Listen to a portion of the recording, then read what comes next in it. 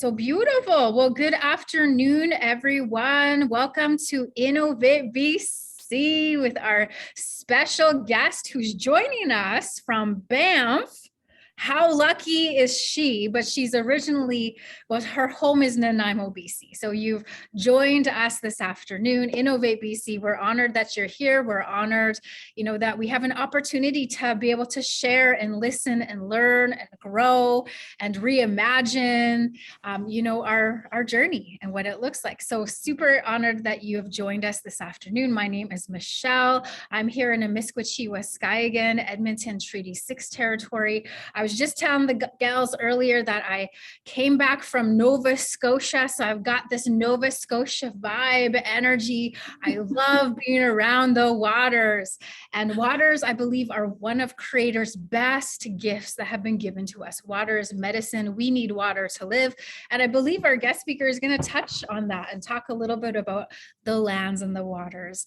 So we first want to give a shout out to Creator and the gift of this day as that sun rose in the east, Creator meeting us for another day, another opportunity to walk this path, to walk in the best way that we know how. So we're surrounded by all of our relatives. That's us two-legged.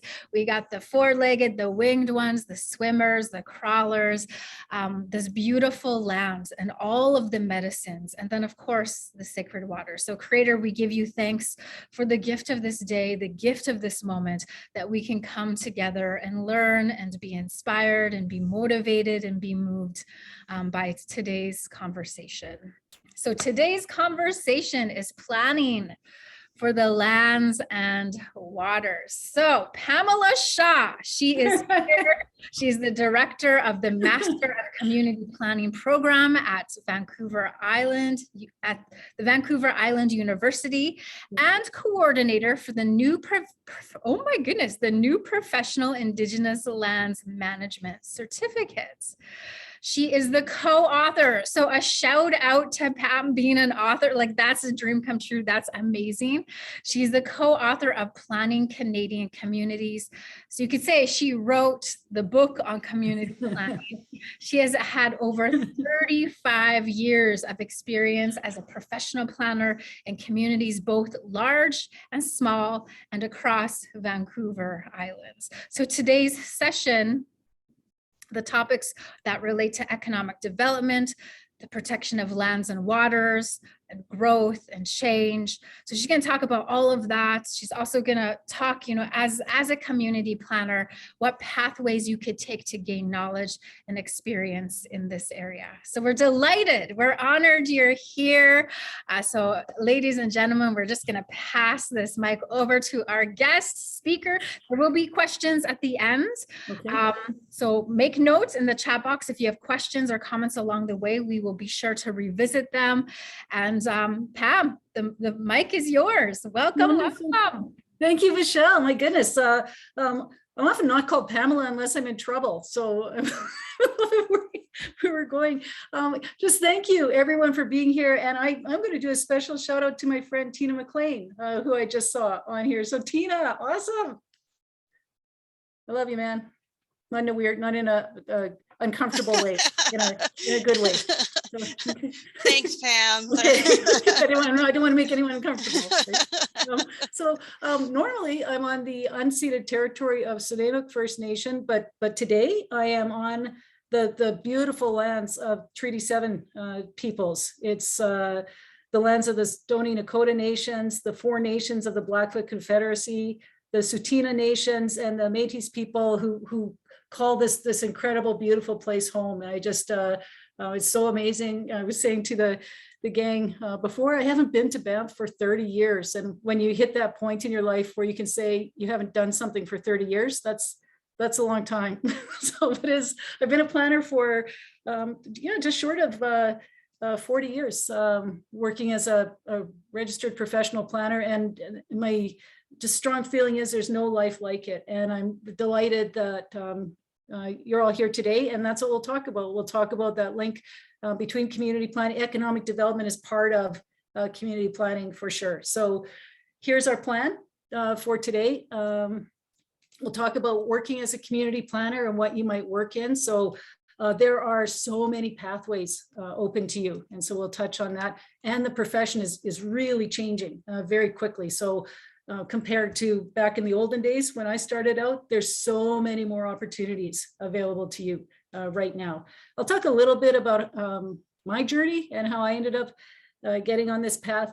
Some experiences that I've had in planning. I picked some examples that are mostly related to Comox First Nation, and I've worked with Comox for some time, and I'm sharing these with permission from the nation, and just thought these might be the ones that are most of interest. So, but ask at the end, it's an ask me anything. So I've worked on all kinds of projects from large scale developments. I haven't done a ton of international work because I really just feel there's enough work to do here for it. But I did do some work in the Philippines and went down after Hurricane Katrina to New Orleans in the Baton Rouge area. So if that's something you're interested in, but mostly worked in Alberta and British Columbia. So jumping back and forth across the two provinces, and the last decade or so very focused on Vancouver Island because I just I love it. I love it there. It's just such a beautiful part of the Earth's surface.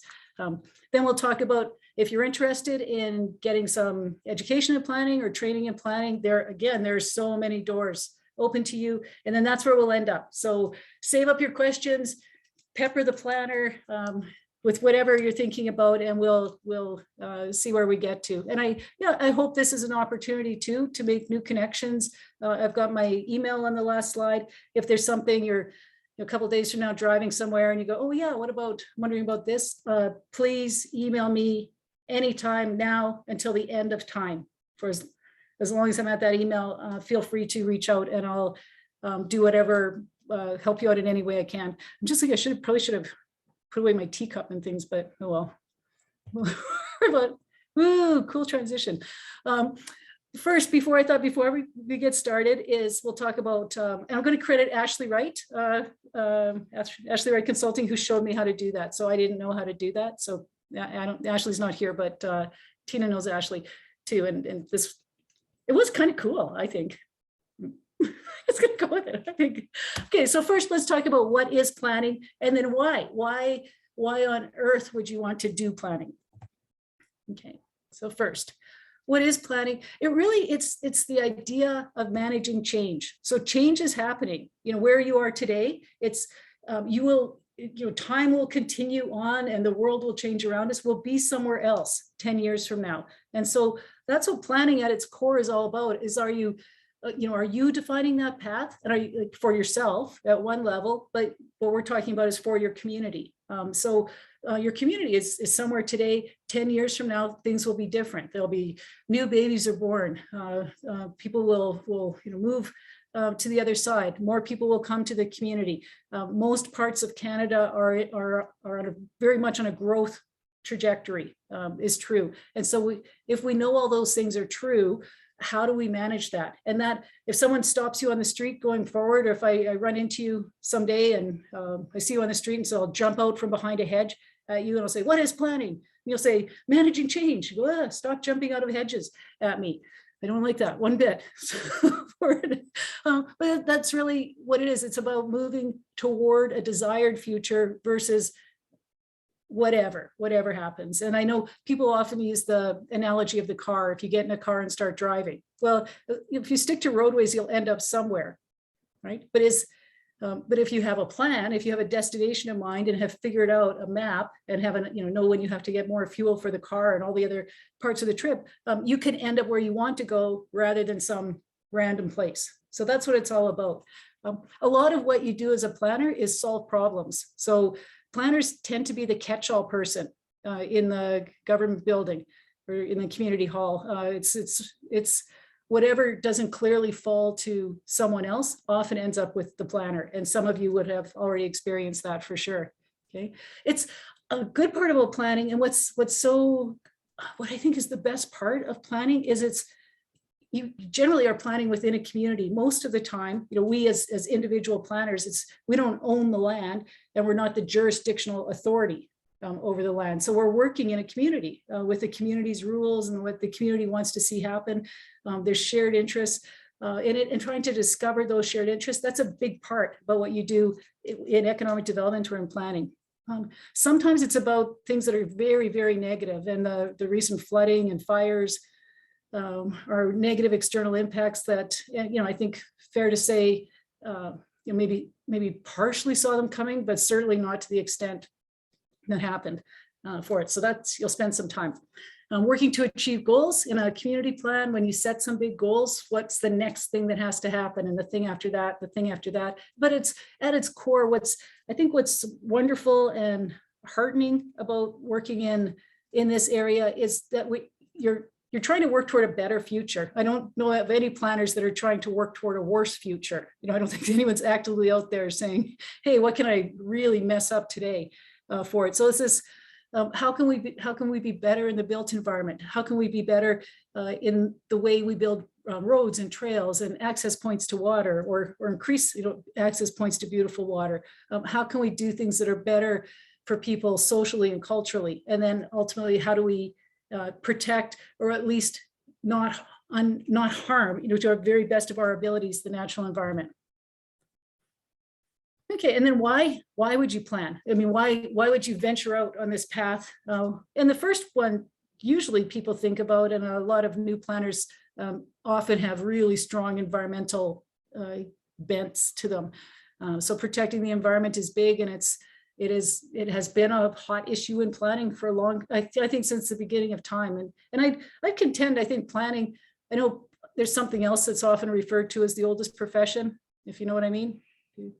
Okay, but I think planning might be the oldest profession, because right from the beginning of time, when people got together into little communities, there would have been someone that would have said, hey, it makes more sense to put this activity over here and this land use over here, and hey, we should probably protect the waterfront because that's very fragile and important. And I think if we put a road through here, that's going to be easier to build than if we try to scale this mountain. So if people were thinking, I feel like as soon as people got together in groups, someone became the planner for it. So and protecting the environment is this, I think that, and the most ancient idea of planning. So yeah, I believe that in my heart. Why else do we plan? Because ultimately we want to live in places that are safe and secure, and we want the same for our children and our families and our grandmas. We want to know, ideally people can go out on the street and it's safe and okay for them to be there, that, buildings won't fall apart and crush them, right? All those things are important.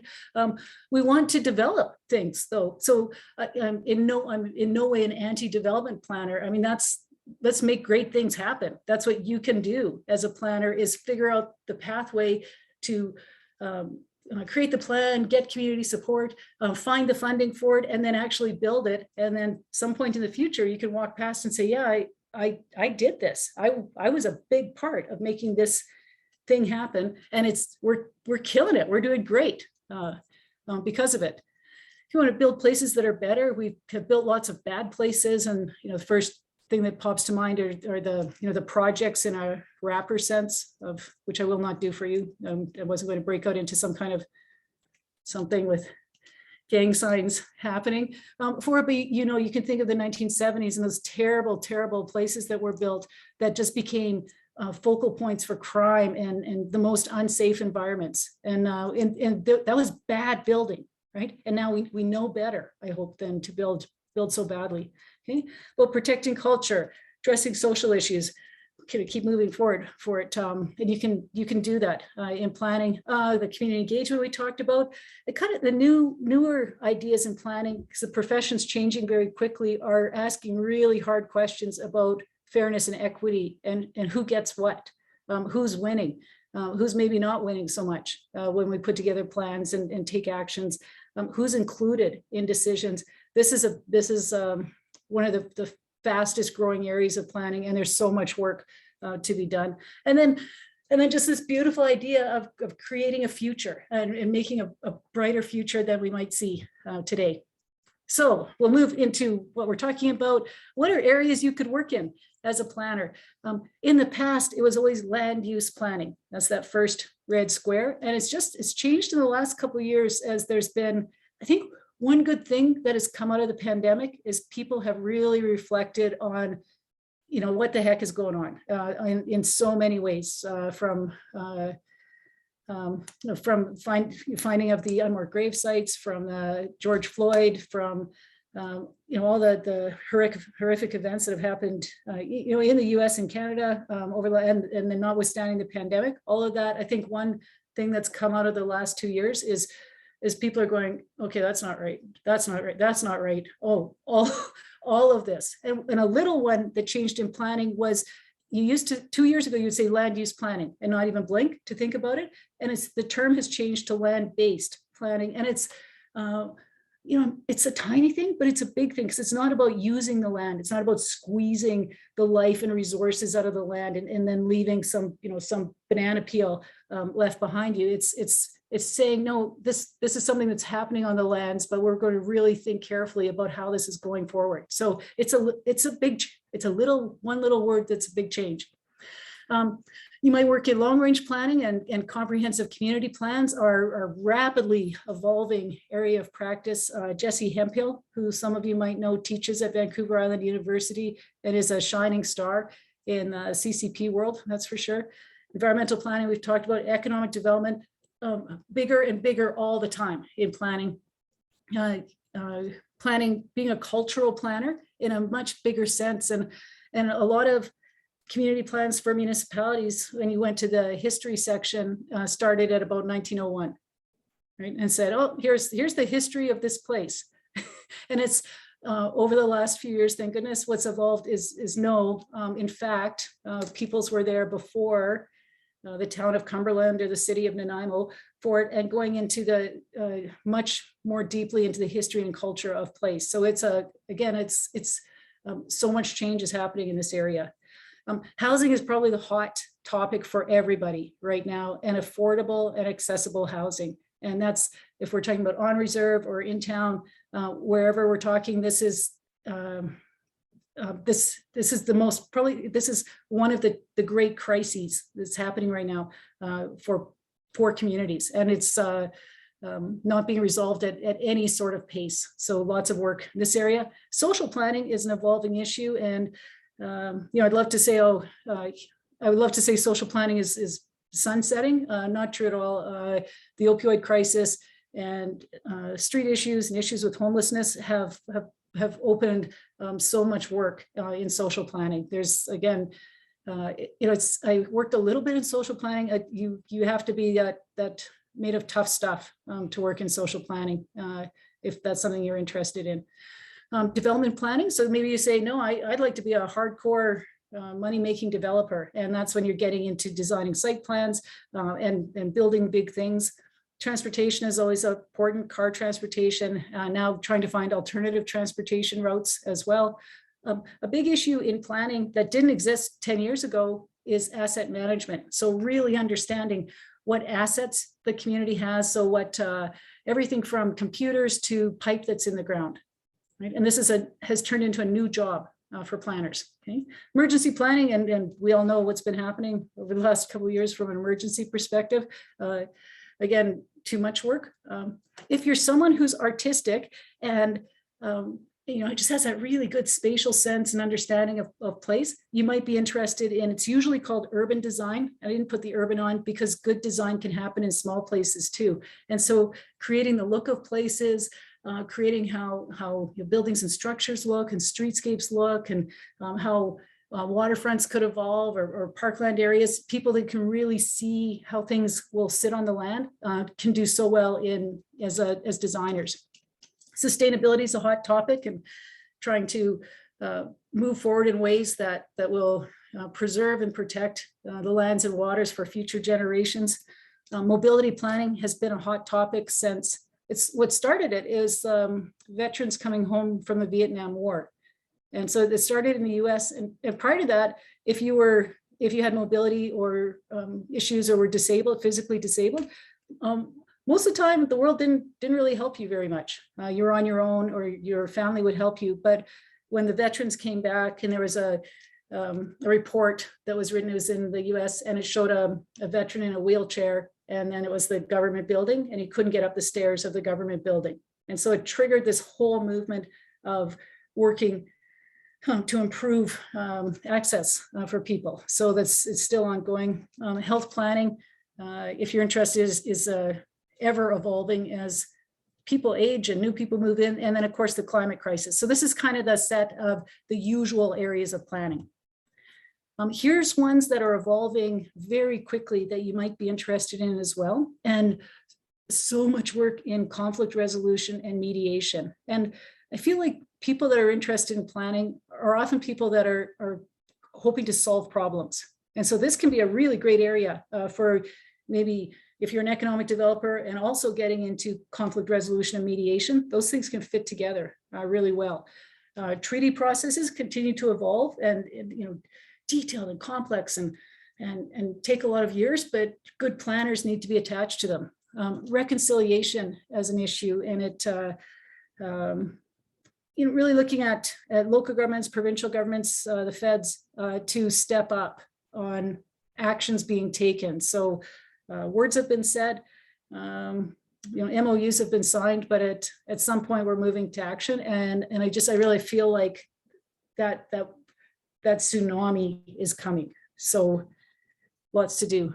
New technology. So you might have heard about there's a project called Sidewalk Lab in Toronto, and it was the idea. It was going to be, Google was building it. It was going to be the first fully technology integrated community in Canada. So it's a few blocks on the waterfront. It's the idea that when you went into the community, the sensors would start reading your phone, which was also tied to your fridge back home, which was also, I guess the idea was that you're walking down the street, your phone would send you a message saying, don't forget to get milk, because your smart fridge was talking to your phone saying, we're low on milk. And that was the idea. So it's the integration of all this technology that the walk signs would change because they sensed a person was coming toward the intersection, so you don't have to push a button anymore. The whole place would just be, I'm saying wired, but it's not wired. You know what I mean? Because I guess wired's old time, but fully computerized. And what ended up happening is everyone got a little freaked out by it and just said,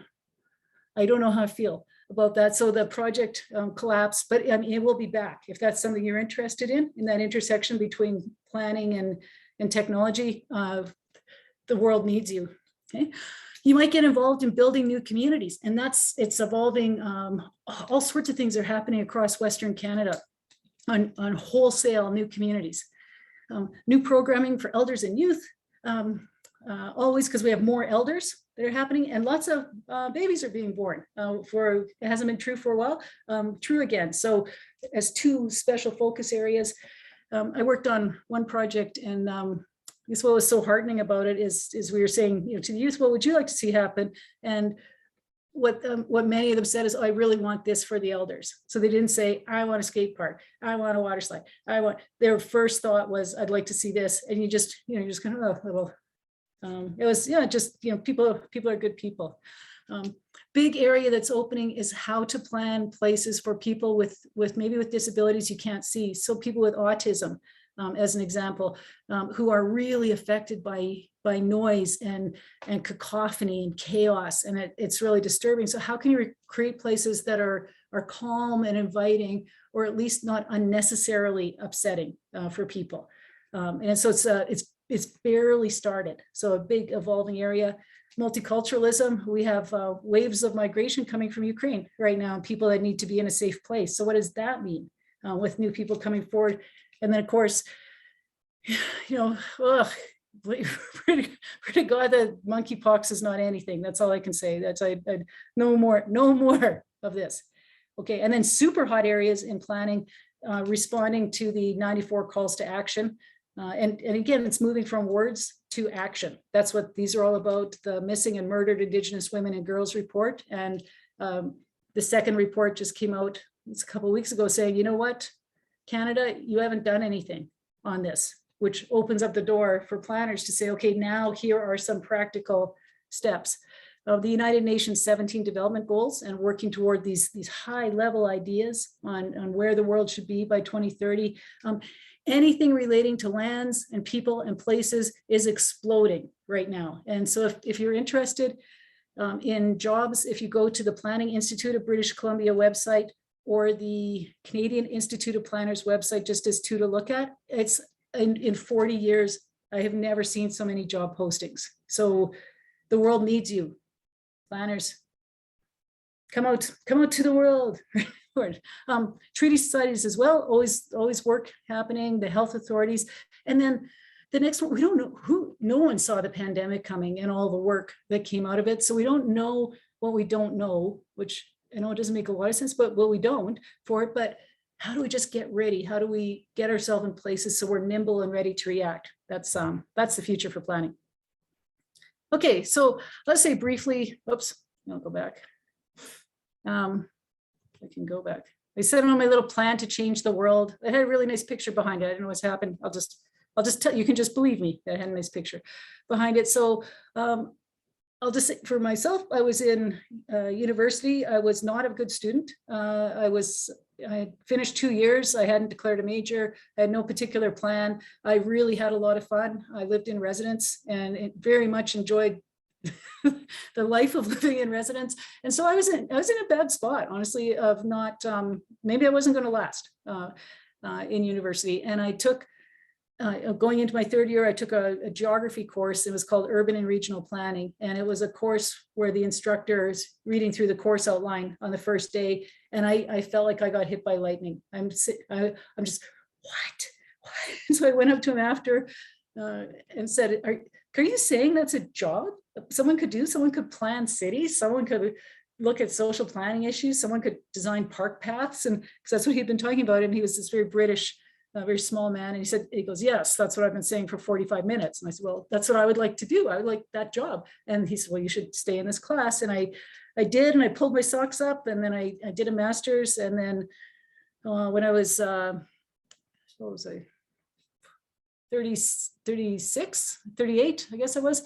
I went back and did my PhD because I just felt like I had something I wanted to write about in it. So that's what got me into an academic environment. So I still do planning work because I love it. And I also feel for students, all my examples shouldn't be from 1980, right? If I'm saying, oh, that's happening, the students are kind of, yeah, that was a very long time ago, the last time you actually did any work. So I have some super fun things going on for it. And yeah, maybe we'll talk about the other questions. And Tina, maybe I don't want to put you on the spot, but maybe we could talk about it for it. But I guess at my core is I really feel like you wake up every morning and just say thank you, to the Creator, to God for being in a beautiful part of the world, and just for finding something that is fun to do every single day. And I really feel like that, and I hope the same for you. That's my purpose today.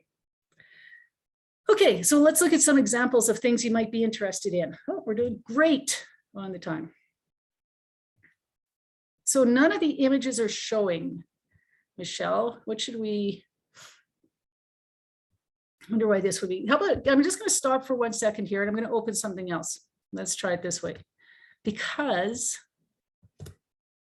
I will not let this computer beat me. Okay. Okay, just clicking on different things.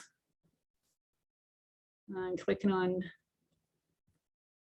here. Okay, I think we're going to do something here.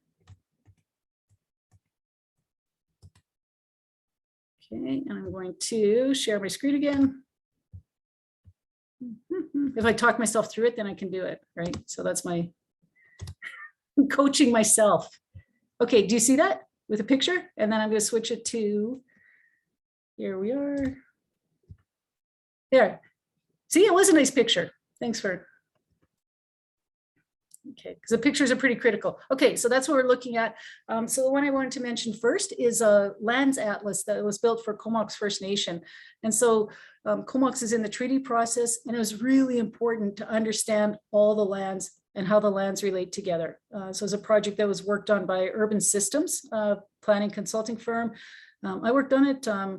Ashley Wright worked on it as well. Pano worked on it a number. It's been through a lot of hands because it's a very big project. And so here's the purpose of the atlas. It's to share information with Comox members. And so it looks at, and I don't love this term, and maybe we can talk about that too, but highest and best use on the lands. And so that's what the little, I blew up the little text at the top so you could really see it.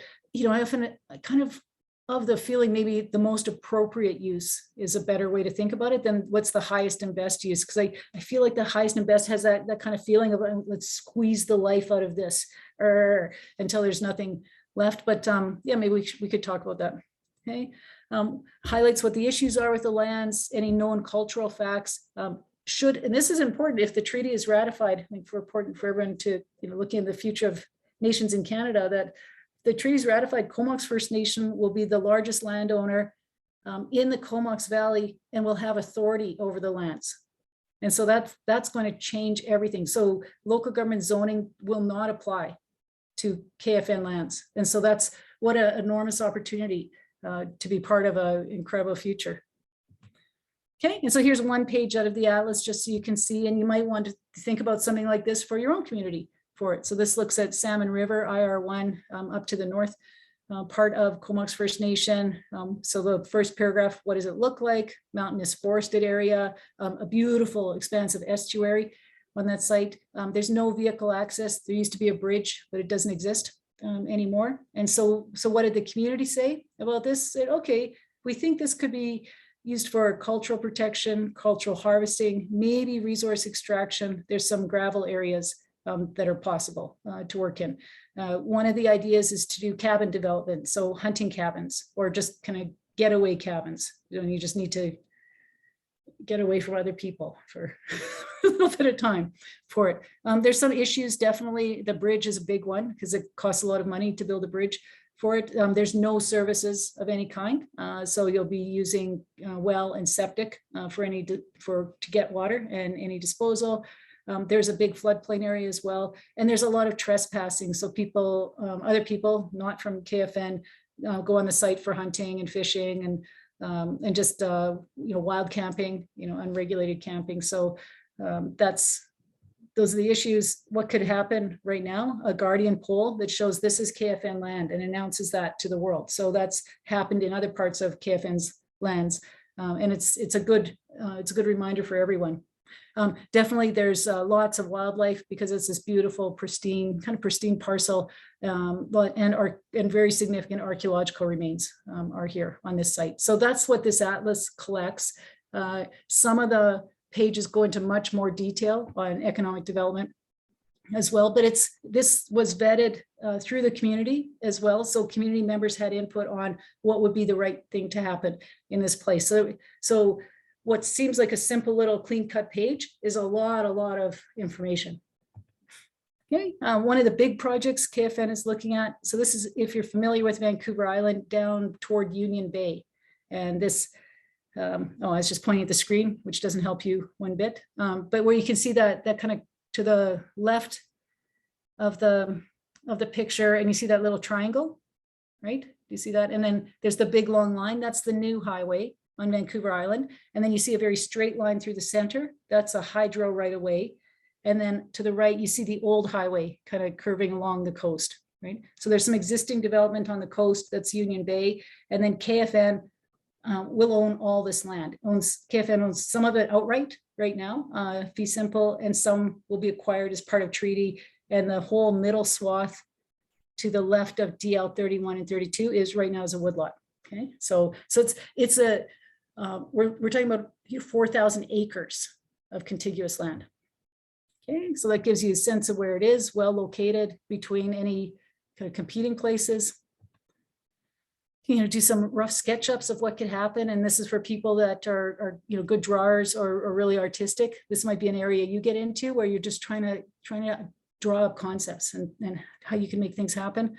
This is where we've landed on it. So really getting down on, onto the ground, figuring out where the water would be. There's quite a bit of water on this parcel. So creating those drainage areas, first of all, working with the land, and then figuring out where you'll drop in pods of development for it. So that might be something you're interested in as a planner, working through that whole process and all the layers of information that fit together to get to this point. Okay, if you're interested in development, and I think if there's economic development officers here, there might be people with that kind of a leaning. you might be interested in land development, and people in communities can do really well getting into land development. It's tough work, but it's good work. So this is Eaton Road up in the town of Comox. So there's a great big park, the Northeast Woods Park. And then you can see where that red, as I point to my screen again, you see where that red circle is? Those are lands that KFN has the potential to acquire and then could develop. And so then you as a planner say, okay, well, what could happen on those lands? And you'll run scenarios for development. So it could be, if you see across the road, it's sort of single unit residential development. So it could be that. It could be duplexes, triplexes. It could be patio homes. It could be elders housing in some kind of care complex is possible. It could be housing for youth at risk. There's a really nice one in Nanaimo, and it's down Tilcum Lalem down in, I think it's 8th Street. Beautiful building, and there's elders in the building and youth in the building. And, knowing, my own grandma, I thought, oh, those poor kids, if you were, because if they crossed my grandma, I should be very mad at them, but it's been a wonderful success, right? So you think creatively, what could happen on this parcel? So this is one option of what could happen. If you look across the road from the parcels, it's all single unit development. And so one, perhaps the easiest option available to KFN is just to mirror that, to do the same. It would, the housing market it's right. It's kind of a little bit bumpy right now. I'm not sure which way it's going, but if we did this today and sold it today, the nation would make a sizable profit from a fairly simple development. And if you're interested in development planning, you could create all kinds of ideas for what could happen here. If that's the kind of area you're interested in, sometimes you'll lean toward engineering as well. So if you have you're really kind of interested in math and interested in calculating things, this is a great area to work in. So figuring out water and sewer servicing, engineering site costs. There can be a cost to the land. What does that mean for your project? You'll probably have to work through application processes if you're buying land in the jurisdiction of a local government, if it's in a town or a city or a regional district or a county, and people across Canada. You have to factor in what are the costs to develop, and then what will it cost to build. So if this is something you're interested in, lots of tiny details and figuring.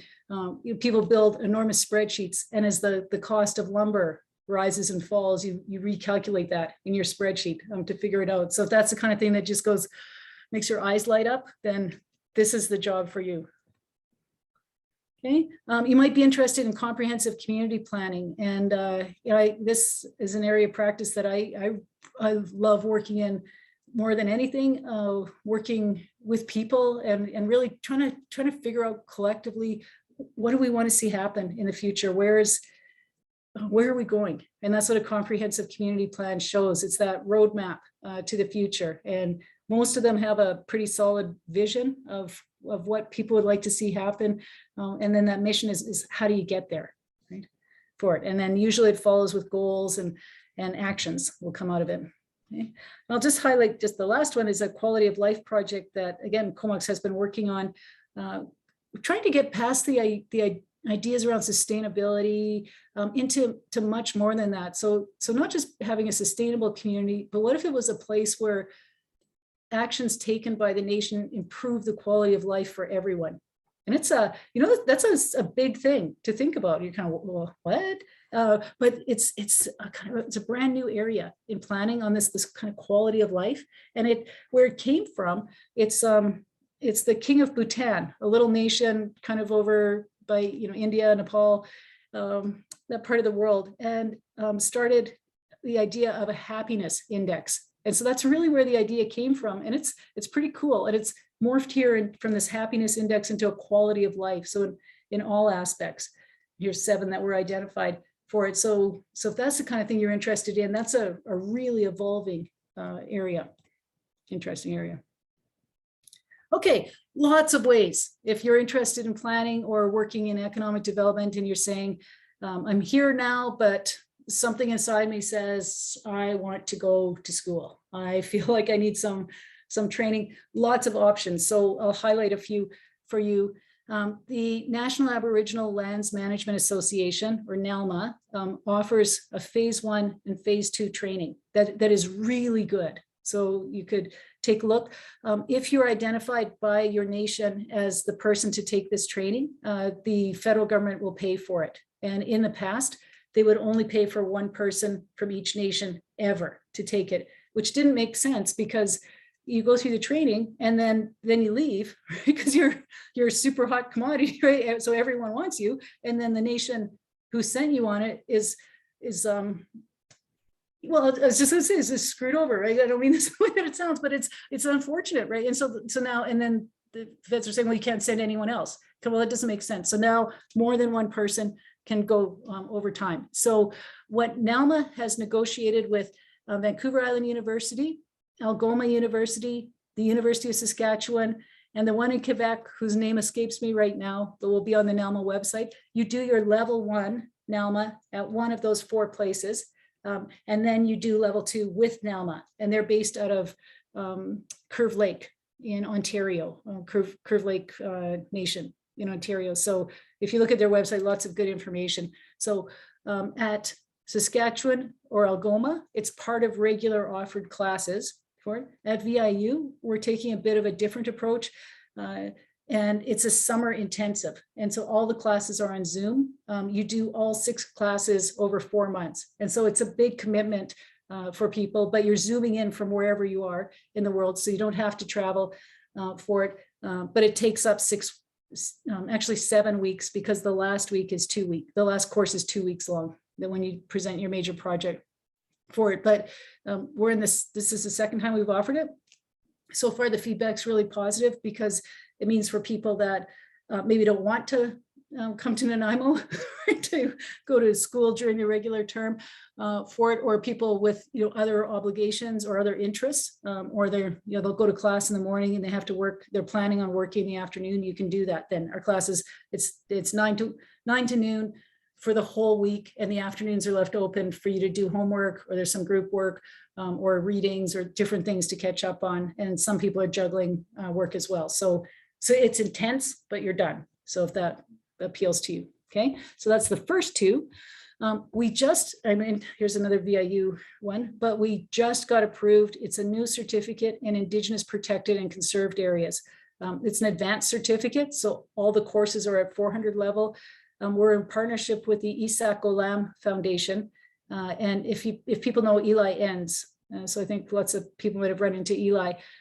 He's from Tloquia First Nation on the west side of Vancouver Island. He's the driving force behind Indigenous protected and conserved areas, certainly in Canada and Western Canada for sure. So this is the idea of national parks were created really to protect land for people, right? There was some pretty horrific things happened as part of the creation of national parks. And so Indigenous protected and conserved areas are a way of protecting and conserving land, exactly that. But the Indigenous peoples of that area, the community, are hold the management or ownership of the land. So it's a completely different approach, and it's waving across not just Canada, the world right now. So lots of interesting things happening. So again, if you're interested in that, I'd love to chat anytime. I don't know if you could tell, I will talk about planning for days if you want me, if you're interested. Okay. There is incredible courses that are offered through CANDO, the Council for Advancement of Native Economic Development Officers, that I'm sure you're familiar with for it. And it's just highest quality, interesting work, interesting curriculum that's been done, an incredible resource go on the website again, and you'll just go, it's like a world of knowledge just opens up on the website. So I really encourage you to do that. So there's different certificates you can do. If you're if you say, you know what, I'm going for this, I am walking the path of the planner, then I would, with everything I have, recommend that you go to an accredited planning school. So the Canadian Institute of Planners accredits undergraduate and graduate programs across Canada. So we have one at Vancouver Island University, the Masters of Community Planning. There's in British Columbia, UBC has been there since 1959. UNBC offers an undergraduate program. Simon Fraser has undergrad and graduate. There's a new program that's coming out at University of Fraser Valley, undergraduate. And then you jump across Canada, Calgary, Edmonton, University of Manitoba, a whole bunch back east. Michelle Dalhousie in Halifax has a planning program. So if you're called to the coast, it could be where you go. I'll say my daughter graduated from Dalhousie, and yes, she did go to the planning school furthest away from me. So what does that say? Well, that's for another day. We'll talk about that. It's good. She's working as a planner and loves it. So having a great time for it. So I'd recommend you go to an accredited school because there's a process that you go through to become a registered professional planner. And it's much easier if you went to one of those schools that has that check mark from the Canadian Institute of Planners. So it's an important step for it.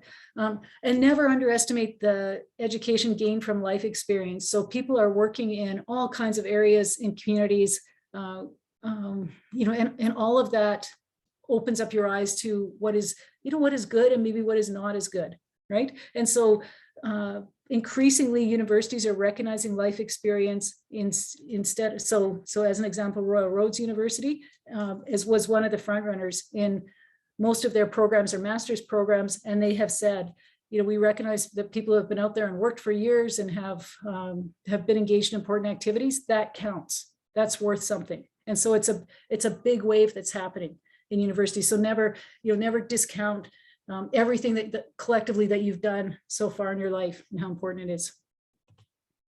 Okay, and so we've reached that point at 3:48. I'm giving myself a gold star for this. I'm getting just on timing, that part of it. But ask me anything. I'm going to just stop sharing so I can maybe see people, which would be awesome. There we go. I saw there was quite a bit in the chat. Let's see. There we go. Okay. Thanks, okay. Pam. Can you put your that I'm not sure that everyone would have caught your email. Oh, okay. I can do that. Yeah. In the chat box, that would be awesome. I feel like saying to you, sign me up. You're so enthusiastic. Yeah. And just bring really good energy around this. And there are some concepts or thoughts that I didn't even consider. So thank you for bringing that good knowledge, that good energy today. So we'll go back into the chat box. Let's go back. So someone mentioned Tulo. Oh yeah, of course.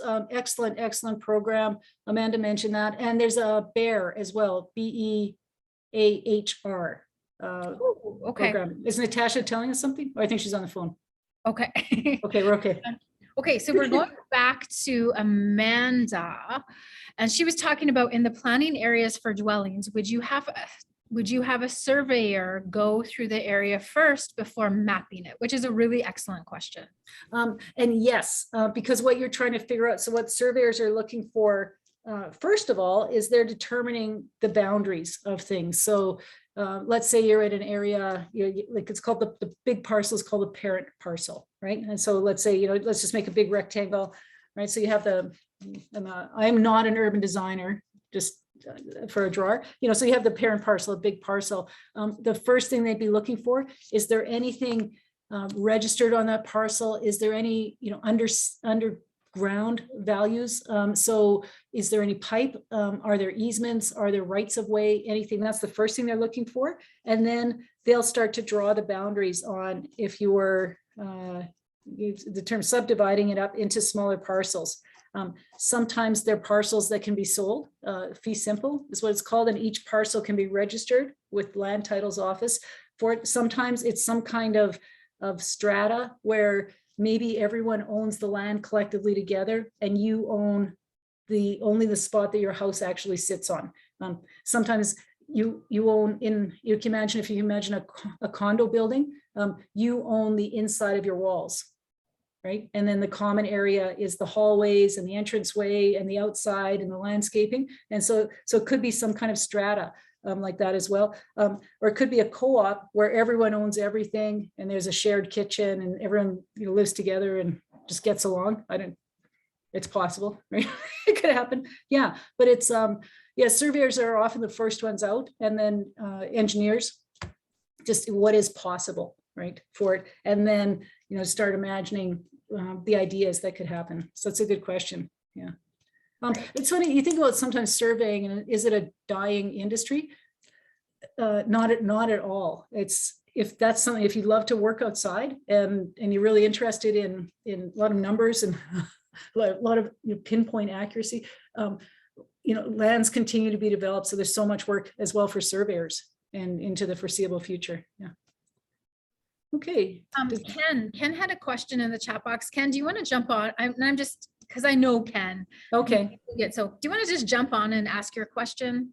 Yeah, it's not wildfire season yet, but I may have missed it. But should that, with all the trees in the diagram or the picture that you showed us from the Google Earth, there's a lot of trees. Yeah. Should wildfire abatement planning be part of any plan in BC, or is Comox not affected? It's true for everyone. And it came out, it's a few years ago, and it was called the Fire Smart program. And it came out of the province. And what they said is cut down all the trees within a far radius around your house and take out any understory and, make it so it'd be impossible for your house to burn. That was the idea behind it.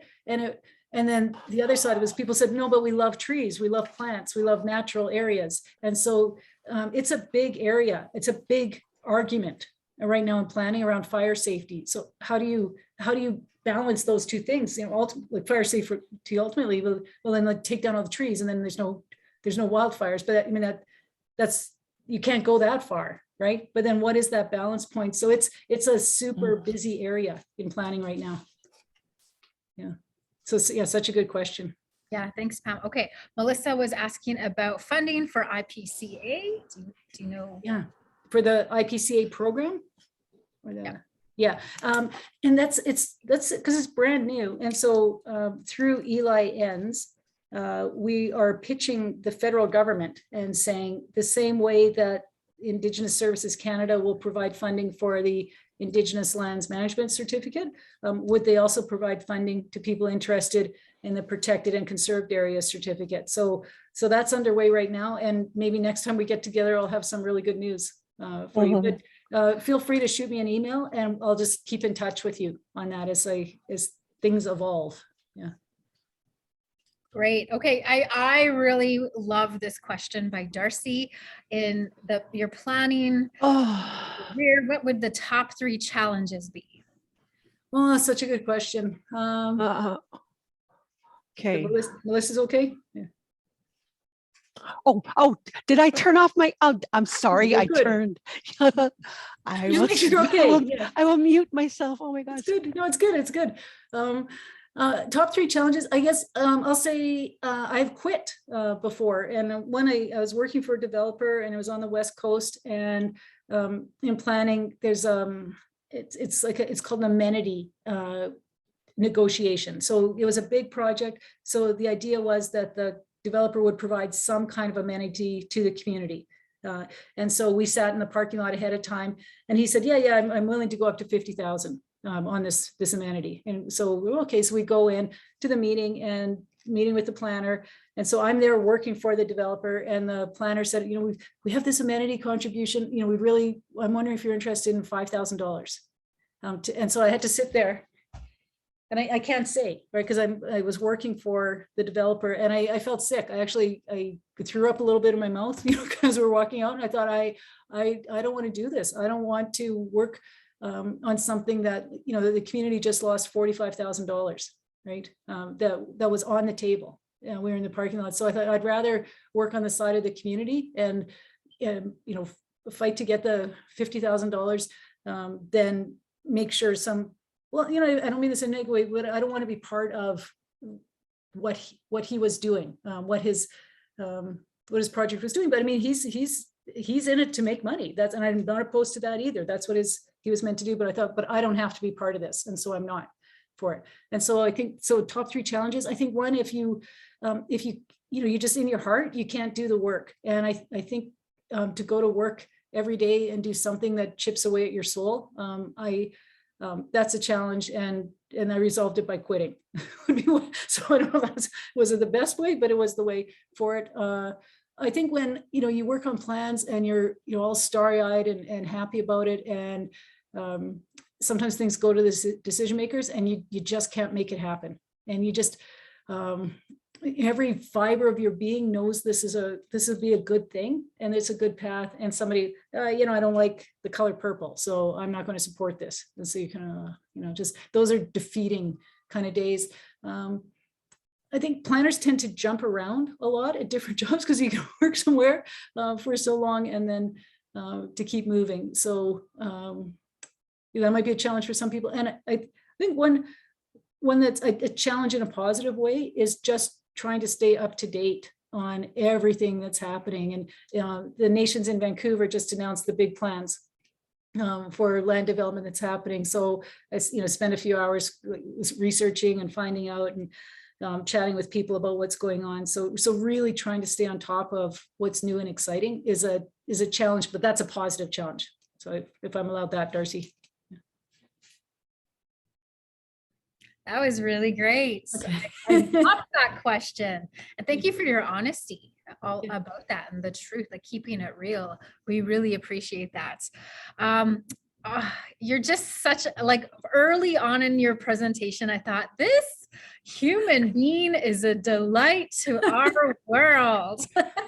So we thank you for bringing this message, bringing today's webinar, laying it all out with your enthusiasm and your excitement about it. I think, as a planner, I believe you'd have to be very creative. You'd have to reimagine. You'd sometimes have to dig deep. And so I just honor all that you do. So thank you for sharing. Thank you for being here, Pam. Thank you. Yeah. Can I just ask Tina if you're there? Tina, I don't want to put Tina on the spot. Tina McLean. She just did a really cool thing that would be nice. There she is. Tina McLean. Would you just mention what you did at Strathcona Regional District recently? I just think people would be super interested in it. Okay, so I am Tina McLean. I'm Comox First Nation. I work for Strathcona Regional District in the Lakwata traditional territory, and the Strathcona Regional District is in the New Channel, Coast Salish, and Kwakwaka'wakw territory. There's 10 First Nations within the Strathcona Regional District, and they have all sorts of government. Like there's 3 hereditary systems, there's a treaty nation, there's Indian nations, like everyone. So in order for the elected officials and the staff to be able to understand and develop relationships with these 10 First Nations and to understand who they are, like to do the work first, to be able to know who they are, to understand the different governing systems, their different challenges, the different funding, the different governance, the different economic. And so I thought, let's start with building a foundation of knowledge. So we did some cultural awareness training, a couple of those, and then we put on a 2.5-day session that we started with having Merle Alexander and Leah George Wilson come in for half a day, discuss truth and reconciliation and UNDRIP, the new DRIPA action plan, and answered many questions. And that sort of set the tone for the next couple of days. And so the next couple of days, we've had Pam doing her amazing part of talking about planning and CCPs and land codes. And we had Ashley Wright discuss treaty and the forms of governance, different governance styles. We had Naz with 50th Parallel talk about communication and relationship building. Then we had some great guest speakers who would come in. We had Russell Dyson, who's the CAO of the CVRD, an amazing, built great first relationships with the Alberni Regional District. They had the first chair a First Nation person, an Indigenous person as a chair of the regional district. We had Cynthia Blackstone, CAO of Kaika Cheklaset, who they are part of the SRD now after treaty, talk about her journey and what it was like. So we had Isla Brown from Hellstick Nation who emceed it, and she was like just put icing on the cake, like huge fan of her, by the way. She's an amazing person. So through this, they were able to gain a lot of knowledge on what Indigenous governance and the importance of relationship building and what that would look like. And then the takeaway from those 2.5 days is there is no line like they say, this is what you do, A, B, C, and D. Everything is subject to building it, taking the time and building a unique relationship with each First Nation, and it has its own journey. And all it takes is time and consistency, and that's the only that kept getting reiterated over and over again. And then the last day we had discussions, little breakout sessions on communications, what types of communication styles there are and what they could do. Then there was opportunities for reconciliation, and then it was protocols and partnerships. And so having them discuss that, and then coming together and sharing their ideas of what they can come up with. And now I'm putting that into an action plan for the elected officials. So we had the SRD has 14 directors of various areas. And then we had CAOs from local municipalities as well. We had CAOs from Sayward and Gold River and Tassis and Ballas and of the city of Campbell River come as well. So to be able to have these discussions, and it was, I mean, it was great. So now we had a local elder, James Cattell, who is amazing, be able to start us off in a good way and welcome us onto his land and to do the work and sing us a song and do a cedar brushing. So it was able for us to be able to approach this work in a good way. So there was a lot of excitement and enthusiasm. So now it's just maintaining that and building on that, because there was a lot of great discussions that came out of it. And when you've got amazing people like Pam, Yeah. and being able to share their experience and their knowledge and making it just an invaluable experience to go through. Yeah, so I took 2.5 days, and that's going to set a foundation that they can work off of for time to come. Yeah. It was I never saw anything like it, and amazing event that you organized. It was just and you know, it's changing local government. It's changing local governments. Let's just say that. So anyone who's working with regional districts or local governments, or you're working within your nation, but you're intersecting with regional districts and local governments, I would reach out to Tina on how to do something like this in your own home place. So, That's great, Tina. That sounds like an amazing program. That's great. Thanks for asking her to share on that, Tina. Thank you. That's really valuable information. All right. Well, we are out of time, everyone. Darcy, I saw that there was that last question in the chat box, but you have Pam's email, so don't be shy. Reach out, send her a question if you have. yeah. So thank you, everyone, for being here. Darcy, send me an email, and I have lots of ideas. So yes, I bet you do. open the can of worms, Darcy. So I love that. I love that. So thank you, everyone, for being here. We just are honored, and especially Pam, delighted. Thank you very much. Okay. All right. We'll see you next time, everyone. Take care. Be well. Peace.